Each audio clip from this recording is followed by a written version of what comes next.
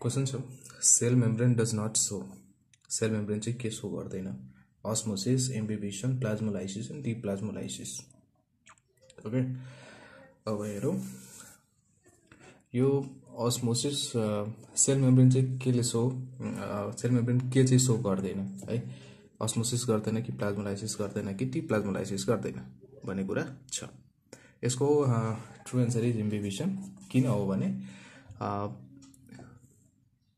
किनभने इम्बिबिसन चाहिँ केले सो गर्छ भने पोरस र नन लिभिङ सब्स्टान्समा मात्रै के हुन्छ इम्बिबिसन हुन्छ जस्ट लाइक सेल वाल चाहिँ के छ सेल वाल चाहिँ के छ पोरस पनि छ र नन लिभिङ पनि छ द्याट्स वाइ इम्बिबिसन के सेल वालमा हुन्छ र यो सेल मेम्ब्रेनमा किन हुँदैन है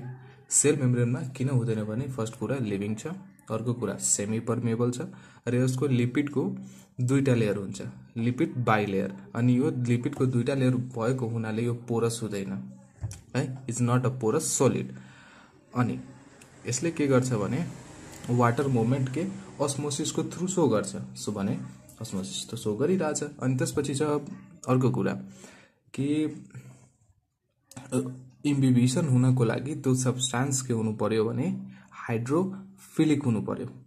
है इम्बिबिसनको लागि त्यो सब्स्टान्स के हुनु पर्यो हाइड्रोफिलिक हुनु पर्यो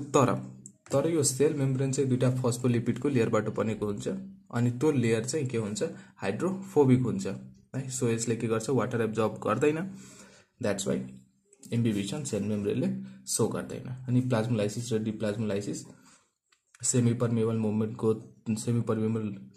मेम्ब्रेनको थ्रु हुने हो र यो के सेल मेम्ब्रेनमा प्रेजेन्ट हुन्छ सो प्लाज्मोलाइसिस अनि डिप्लाज्मोलाइसिस अकर्स हियर र प्लाज्मोलाइसिस हुन्छ एक्जोस्मोसिसको कारण